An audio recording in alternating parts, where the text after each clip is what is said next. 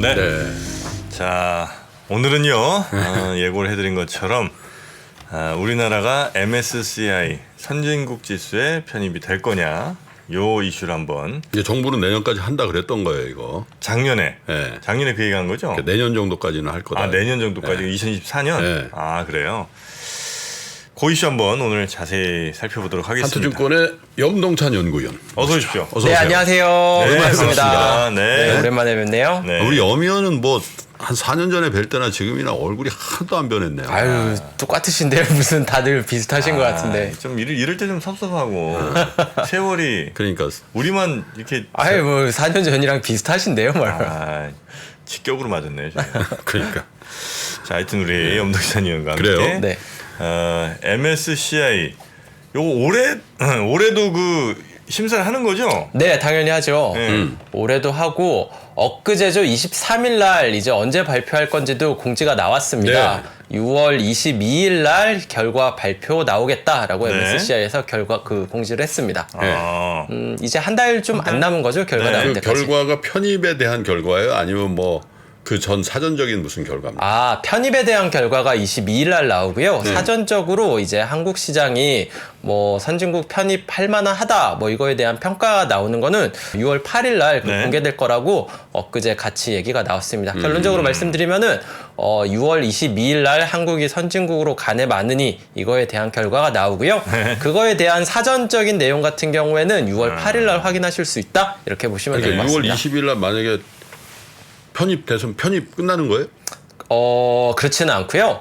이제 바로 편입은 되는 거 아니고요. 편입 후보군으로 간 다음에 실제로 편입이 돼야 되는데 가장 빠른 스케줄로 생각을 한다면은 올해 6월 22일 날 선진국 후보 들어가고요. 편입 후보군. 네, 후보군에 들어가고 내년 6월에 편입이 확정이 되면은 내후년 5월 말에 실제로 들어간다고 보시면 될 것 같습니다. 아무리 빨라도 2년 이상 그래요? 기다려야 돼요, 지금은. 아, 그래요? 네. 그게 제일 빠른 스케줄입니다. 그럼 그러면은 네. 이제 당연히 질문하실 수 있는 게 편입 후보군 들어가고 1년 만에 바로 편입이 선진국으로 간 케이스가 있느냐라고 네. 물어보실 수 있는데 가장 최근에 선진국 들어간 게 이스라엘입니다. 2009년도에 이스라엘 같은 경우가 편입 후보군 들어가고 1년 만에 실제로 선진국을 됐으니까 뭐 사실 뭐 불가능한 스케줄은 아니고요. 한국 같은 경우에는 뭐 시장 규모라든지 주식시장 규모라든지 경제 규모에서는 이미 선진국 레벨에 들어와 있습니다. 문제가 됐었던 게 이 한국 같은 경우에는 외국인의 투자 접근성이 좀 떨어진다라는 게 문제가 됐었는데 뭐 뒤에서 설명드리겠지만 이거는 정부에서 다 해결을 하겠다라고 굉장히 강한 아니, 의지를 근데 보이고 그 있기 전에 때문에요. MSCI 지금 우리 이머징 마켓에 속해 있잖아요. 네. 여기서 이제 나와 가지고 네. 진짜 스피드하게 가면 2년 있다가 선진국 지수로 갈 수 네, 있다는 맞습니다. 거잖아요. 네네. 잘 되면 네. 그렇게 바뀌면 어마어마하게 좋습니까?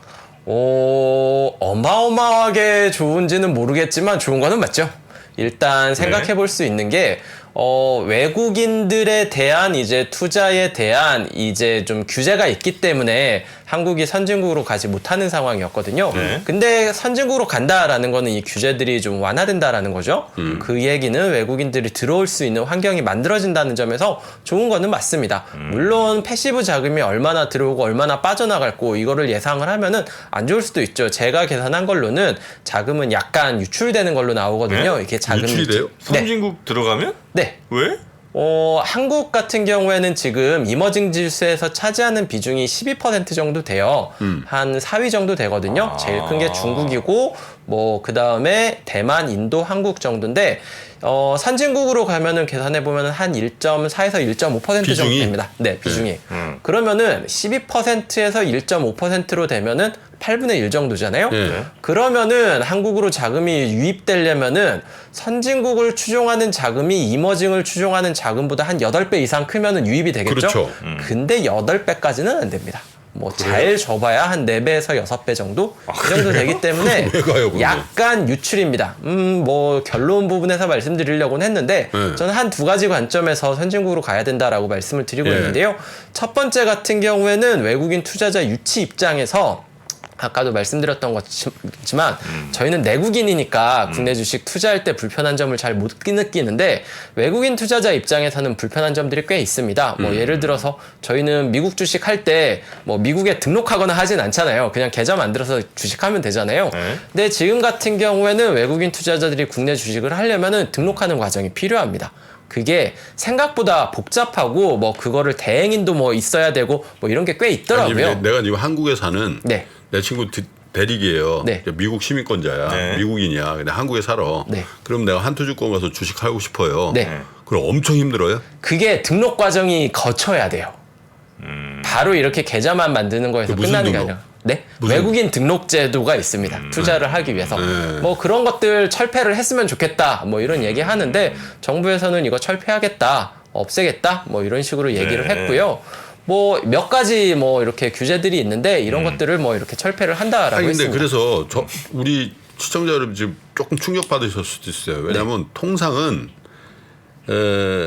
용의 머리도 아니고 용의 뭐 한 목 정도 아니죠 뱀 목 정도 할 바에는 용 저 뒷다리 정도 하는 게 더 좋다. 왜냐면 네. 이 시장이 더 건전하고 어휴, 크기 그렇죠. 때문에.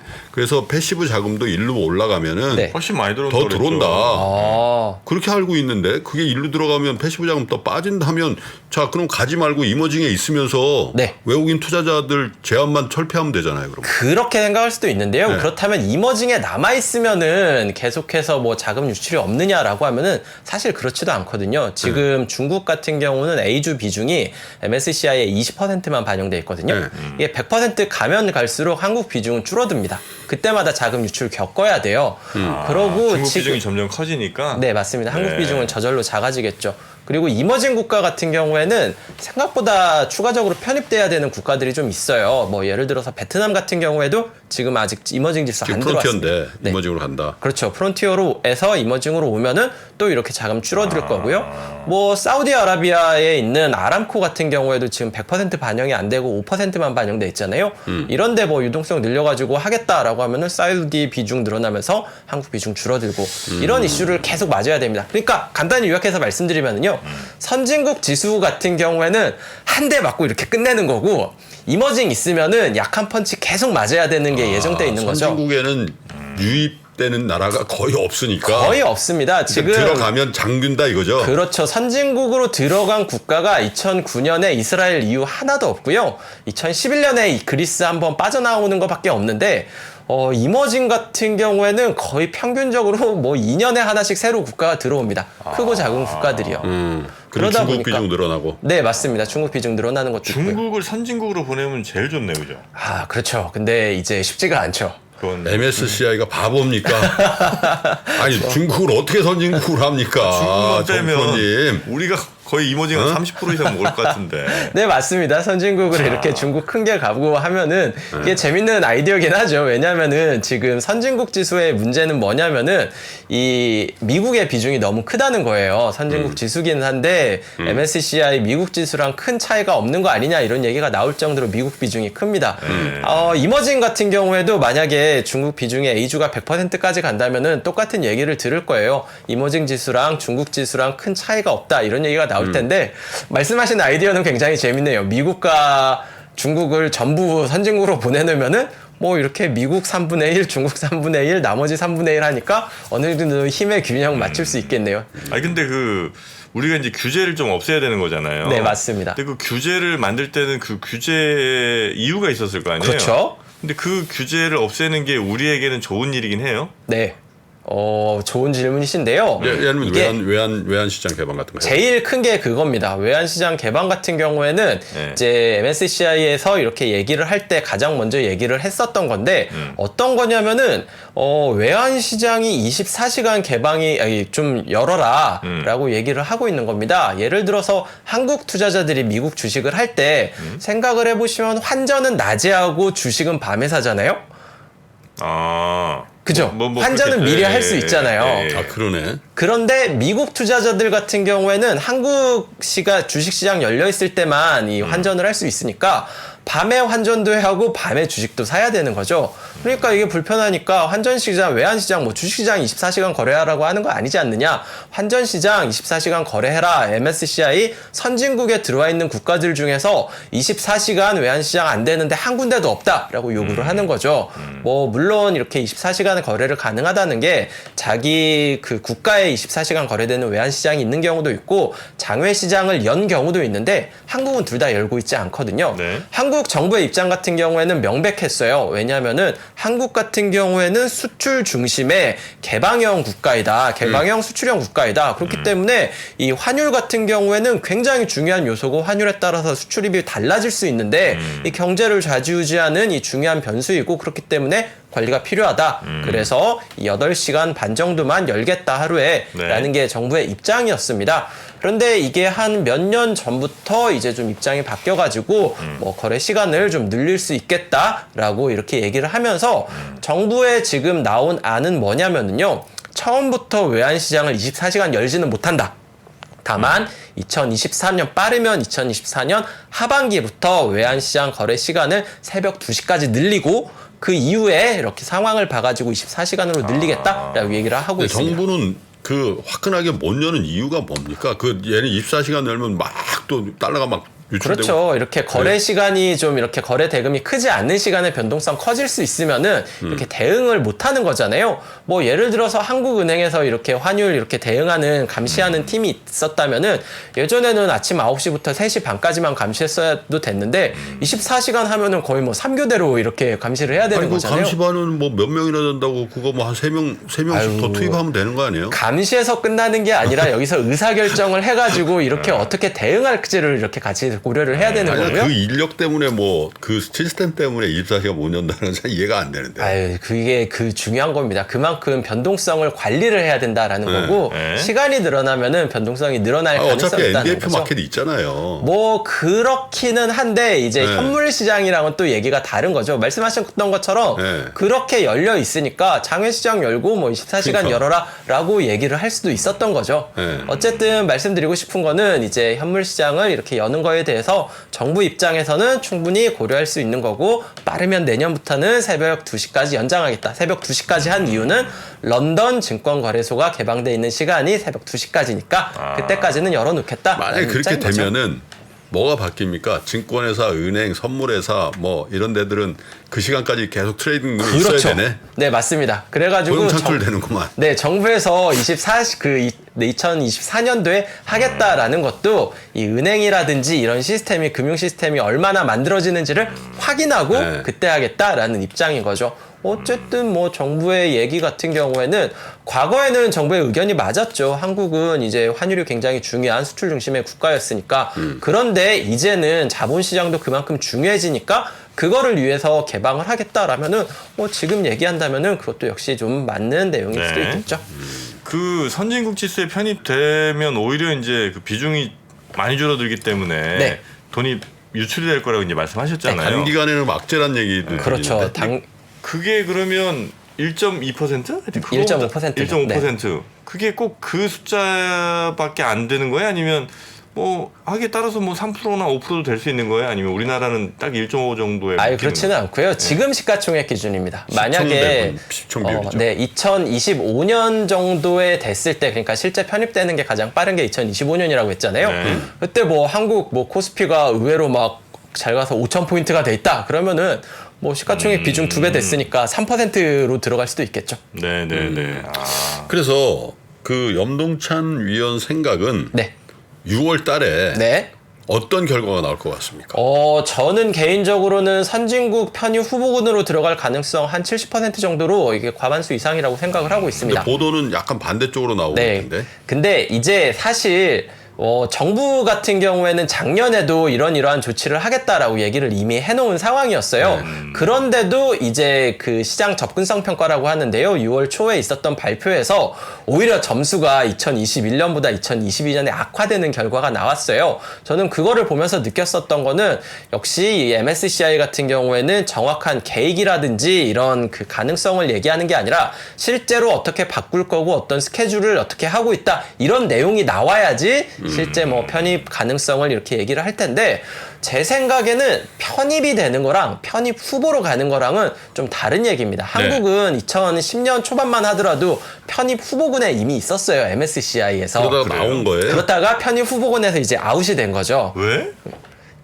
고쳐달라고 한 거 안 고쳐주니까요. 한국 정부에서. 시간을 줬는데 네네네. 진행을 우리 정부가 그렇죠. 안 한 거구나. 그 당시에 한국이랑 대만 같은 경우가 이제 선진국 편입 후보군이었는데 네. 그 한국과 대만 모두 이제 2015년인가요? 5년인가 기회 주고 이제 그동안 못하니까 결국 다시 탈락한 겁니다. 그러다 보니까 선진국으로 가는 거랑 선진국 편입 후보군으로 가는 거랑 어떤 게 더 쉬우냐라고 하면 당연히 편입 후보군으로 가는 게 더 쉬워요.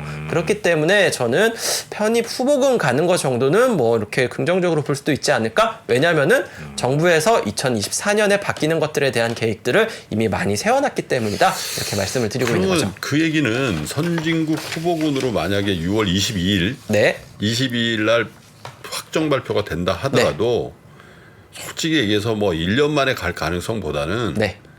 그게 2, 3년 모니터. 왜냐면 옛날에도 너희 5년 동안 기회 줬는데 안 했잖냐. 그렇죠. 그래서 나가게 했는데 아니 내가 MSCI라도 오케이 1년 만에 돌아 이렇게 하겠어요? 네. 그러다 보니까 이제 말씀하셨던 것처럼 야 이게 후보군 들어가고 1년 만에 간 사례가 있느냐라는 질문들을 많이 하시는 건데요. 뭐 바로 직전에 선진국 간 그 이스라엘이 1년 만에 들어간 사례였다 이렇게 말씀을 드리고 네. 있고요.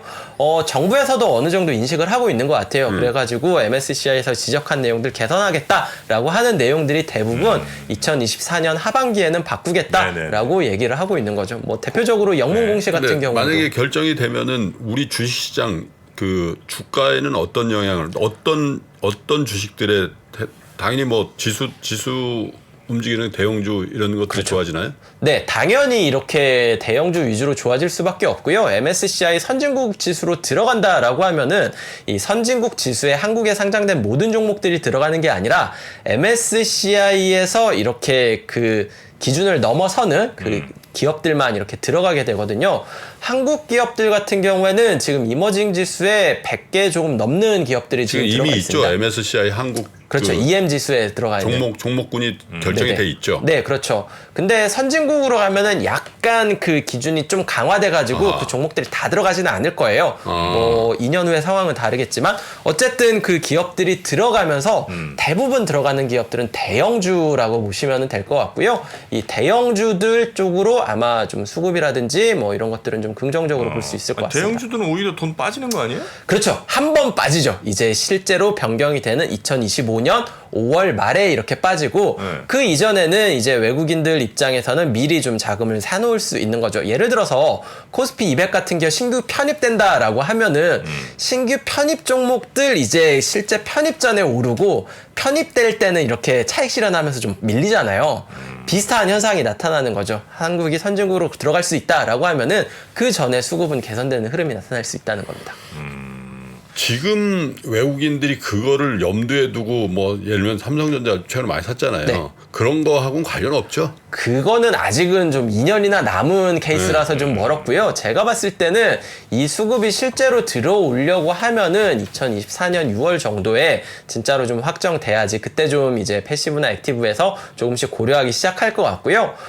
지금으로서는 외국인들이 들어온다라고 하면은 아까 말씀드렸던 것처럼 이제 한국 정부에서 외국인 투자 제도 개선, 뭐 투자자들 접근성 개선 이런 방안들 나오면서 이렇게 돈 들어올 수 네네. 있다 이렇게 보고 있습니다. 그 법적으로 뭐 할 건 없고 그냥 정부가 이거 조치만 하면 끝나는 거예요, 이거는? 네. 그 법을 근데 좀 바꿔야 되는 내용들이 있죠. 조치를 있어요? 하려고 하면은. 뭐 예를 들어서 이제 지적한 내용 중에 배당제도 개선해라 이런 게 있거든요. 뭐 잘 아시겠지만 한국 같은 경우에는 배당을 받는 사람이 정해지고 그 다음에 배당금의 규모가 결정되잖아요. 네. 뭐 예를 들어서 배당금을 받는 사람들은 12월 마지막 거래일 전날 주식을 가지고 있는 사람이고 배당금 같은 경우에는 이제 3월 말에 주주총회에서 결정이 돼야지 4월 달에 배당금이 그 사이에 지급되는 거잖아요. 배당액 해버리죠. 그렇죠. 배당락 같은 경우는 12월 말이고 그러니까. 배당금은 늦게 결정되는데 예, 글로벌 글로벌 스탠다드는 그렇지 않거든요. 이제 실적 발표를 할 때, 자, 저희가 뭐 3월 15일 날 실적 발표를 한다면은, 네. 자, 3월 20일 날 주식을 가지고 있는 분들 같은 경우에는 주당 뭐 1달러씩 배당을 받게 됩니다. 라고 이제 실적 발표 때 배당금이 결정되고 난 다음에 배당 받는 사람들이 결정되는 거예요. 순서가 반대죠. 한국이랑 글로벌 스탠다드랑.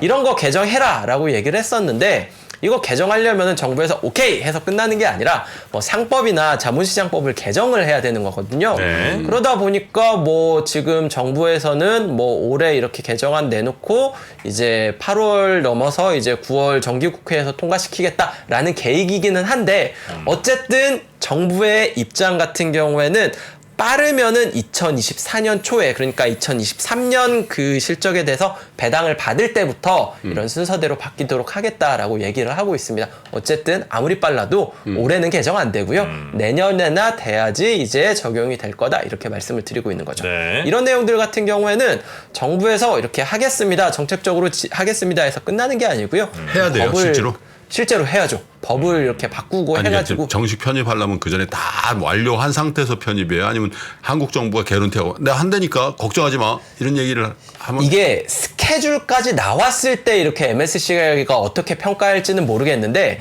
그 말씀하셨던 것처럼 우리 개편합니다라는 걸로만 해서는 작년에는 MSCI가 그거를 편입해주진 않는다라는 거를 알 수 있었죠. 결국에는 정부가 이제 뭐 스케줄도 마찬가지고 어느 정도 이렇게 지금 그 MSC가 지적한 게 9개인데 그 과반수 이상은 스케줄이 이렇게 나와 있어야지 실제 편입이 되지 않을까라고 생각을 하고 지금 있습니다. 정식 편입은 안 돼 있고 네. 후보군으로 편입돼 있는 국가가 있습니까? 없습니다. 하나도 없습니다. 아, 만약에 없어요. 들어간다면은 한국이 유일할 거예요. 이번에 네, 들어간다면. 대만은 뭐 어플라이 안 해요?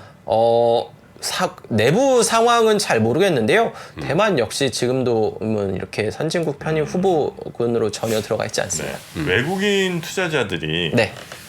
아 여기는 선진국의 MSCI 선진국으로 들어간 나라구나라는 인식이 되면서 더 많이 투자를 들어올 가능성이 있습니까? 만약에 그런 게 아니면 그냥 패시브 자금의 규모만 그냥 좀 뭐 바뀌는 정도 수준이라면 뭐 이렇게 뭐 이렇게 좋을 것도 없는 것 같은데 말씀 들어보니까 지금 현재 이머징 마켓에서 이머징에서 우리가 차지하는 비중이 줄고 해봐야 한 몇 년 동안 줄어도 지금 선진국으로 가서 줄어드는 것보다는 덜 주는 것 같은데 뭐 특별히 좋은 게 뭐 있죠? 그 패시브 자금 규모 그거 말고는? 패시브 자금 말고 이제 액티브 자금도 있거든요. 액티브 자금 같은 경우에는 이제 한국 주식을 완전히 복제할 필요는 없어요. 그렇기 때문에 이렇게 편출입이 있을 때 뭐 한국이 선진국으로 분류될 때 기계적으로 사고 팔아야 되지는 않습니다. 네. 다만 이제 선진국을 추종하는 액티브 자금이 이머징을 추종하는 자금에 비해서 뭐 3배에서 한 6배 정도로 크다라고 말씀을 드렸잖아요. 네. 이런 데 같은 경우에는 기존에는 이 선진국을 추종하는 자금이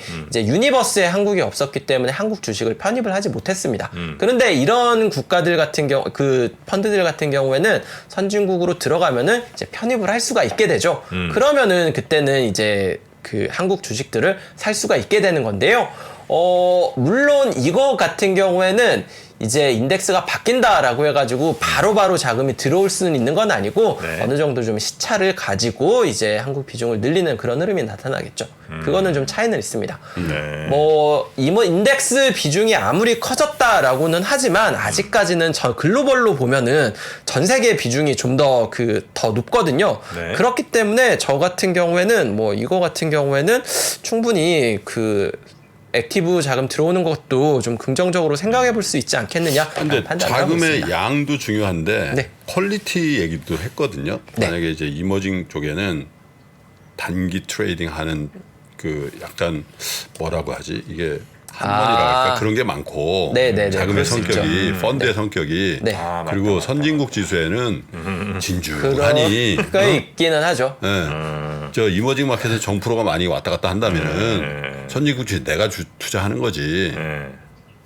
비가 적절치 않았나? 이제 저는 뭐 비슷한 얘기긴 한데요. 저는 국적별로 이렇게 자금 동향도 매달 이렇게 체크하고 있는데 말씀하셨던 것처럼 이제 미국계 자금 같은 경우가 굉장히 장기적인 성격을 띠거든요. 그렇죠. 한번 사기 시작하면은 한 1년 반 정도 계속 사고 한번 팔기 시작하면은 한 1년 정도 줄이고 이런 좀 추세적으로 장기적인 흐름을 좀 보이는 반면에 아시아계 자금 같은 경우에는 좀 변동이 큰 게 있습니다. 특히 싱가포르 자금 이런 게 좀 들어오기는 하는데 이쪽 같은 경우에는 좀 미국이나 유럽에 비해서는 좀 단기적으로 좀 변동이 있는 경향이 있죠. 아 근데 1.5%라는 게 생각해보니까 이상한 게 우리나라 시총이 전 세계에서 그쯤 되지 않아요? 네, 뭐 거의 비슷합니다. 그러니까 만약 그쯤 되면 그리고 왜 중국도 있고 뭐 그렇죠. 있는데 그러니까 여기서 만약에 저 선진국이 있고 이머징이 있잖아요. 현재 우리가 이머징에서 12% 먹고 있는 거는 이머징 중에는 우리나라가 한 12%좀 되니까 그렇죠. 이제 10인데 네. 선진국 중에 중국 빠지고 어디 빠지고 하면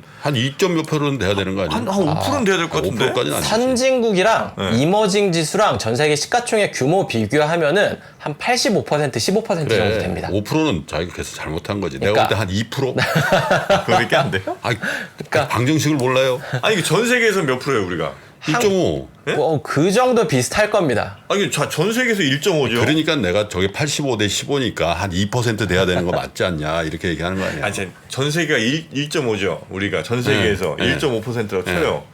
그 다음에 중국은 빠지죠. 그럼 한 3분의 2 남죠. 아니? 아니. 그러니까 말씀이 네. 선진국이 85, 대 이머징이 15잖아. 15니까.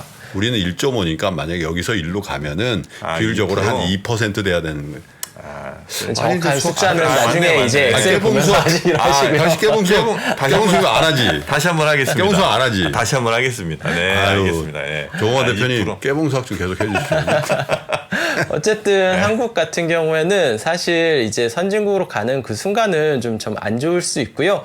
혹시 예전에 좀 주식시장 오래 계셨던 분은 2014년인가요? 15년인가요? 뱅가드 이슈 기억하시는 분들 그렇죠. 계실 거예요. 거기서 뱅가드. 편출돼가지고. 네, 그때 이제 뱅가드가 이제 인덱스를 자기네들이 추종하는 벤치마크를 FTSE 지수에서 MSCI 지수로 맞아. 변경한 사건이 있었거든요. 그때 보시면은 FTSE에서는 한국을 선진국으로 분류하고 있고요. MSCI 같은 경우에는 이머징으로 분류하고 있어요. 그러다 보니까 자기네 인덱스에서 한국을 제외시켜야 되는 상황이었습니다. 근데 인덱스를 하루 만에 바꾸면은 이게 시장 충격이 엄청나잖아요. 한국을 비중을 다 줄인다라고 생각을 하면은 그러다 보니까 MSCI랑 얘기를 해서 6개월짜리 이제 벤치마크를 만들었습니다. 이제 6개월 동안 한국 비중이 계속해서 조금씩 줄어드는 인덱스였죠. 그 인덱스가 이제 자금이 유출되는 동안 같은 경우에는 한국 수급 안 좋았다는 건 맞아요. 한 6개월 동안. 그리고 이제 6개월 끝나자마자 그때부터 외국인들이 사는 흐름이 나타났다라는 거죠. 결론적으로 한국 이머징에서 선진국으로 가면은 아마 바로 바꿔라라고 얘기를 하진 않을 겁니다. 한번 3에서 6개월 정도 시차를 두고 이제 충격을 받을 텐데 그 기간만 넘어낸다라고 하면은 이제 변동성이라든지 외국인 투자 입장에서 뭐 저는 나쁘지 않을 거라고 생각을 합니다. 단기간엔 아픔이 있을 수 있으나 그쵸? 아픈 만큼 성숙해진다. 저땐 말로 뭐 학교 다닐 때 뭐 선생님들이 세게 한 대 맞을래, 약하게 10대 맞을래라고 하면은 10대 맞을래요 하는 사람 없지 않습니까? 비슷한 거라고 생각합니다. 네. 약하게 할 텐데 그 강도가 별로 안 약한 경우가 많아. 선생님이 약간 좀 선생님도 때리기 귀찮으니까 뭐 그렇게 얘기한 경우가 많죠. 여튼 그래서 이제 선진국으로 가는 게 여러모로 네. 장기적으로 보면 이제 바람직한데 6월 며칠 다시 한번 알려주세요. 네, 8일? 6월 8일이 이제 그 시장 접근성 결과 발표고요. 이제 6월 22일이 그 결과 그 시장 재물류 결과 발표인데 여기 시차 생각하면은 한국 시간으로는 6월 9일 아침 한 7시, 그다음에 실제 결과는 23일 날 아침 7시 이 정도 생각하시면 될 것 같습니다. 저는 낙관할 수 없다고 생각합니다. 네, 저도 그래요?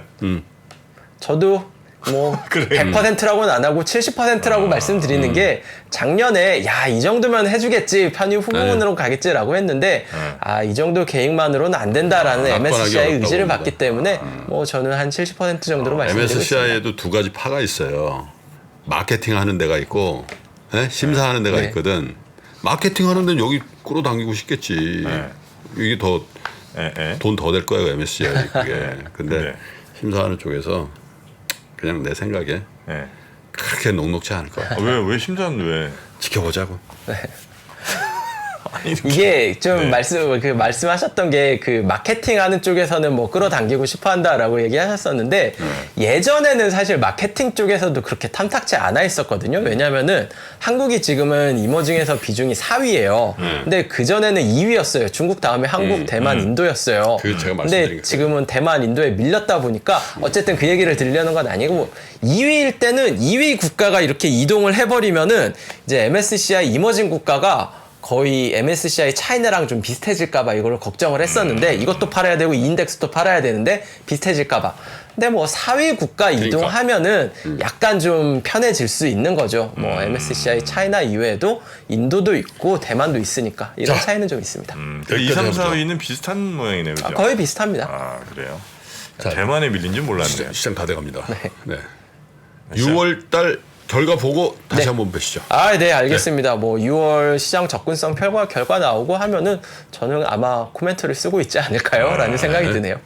알겠습니다. 자 오늘 함께해 주신 우리 지금 한국투자증권에 계시죠? 네. 네, 우리 염동찬 위원님 고생 많으셨고요. 다음에 결과 나올 때 다시 한번 뵙겠습니다. 고맙습니다. 알겠습니다. 감사합니다. 네. 우리의 아이들은 어떤 세상을 살아가게 될까요? 지금 태어나는 아이들은 기대 수명 자체를 130으로 잡아야 된다. 이런 연구들도. 일자리를 얻기 위해서 필요한 소양이 더 복잡해지고 있어요. 근데 우리나라 공부는 어떻죠? 다 남들이 만들어 놓은 틀에 들어가서. 위즈덤 칼리지 패밀리 에디션. 부모가 먼저 학습하고 아이와 함께 적용할 수 있는 가정의 달 부모 수업. 아이의 미래를 위해 엄선된 세상 그리고 돈에 대한 이야기. 5월 가정의 달 한정으로 만나보세요. 가족과 함께 떠나는 제주 우도 여행. 50만 원 상당의 유러피안 힐링 리조트 푼데르트 힐즈 숙박권과 푼데르트 바서파크 입장권 추첨 이벤트도 함께 진행 중이니 한정 프로모션이 종료되기 전 영상 하단의 링크 혹은 3프로 TV 앱을 통해 확인해 보세요.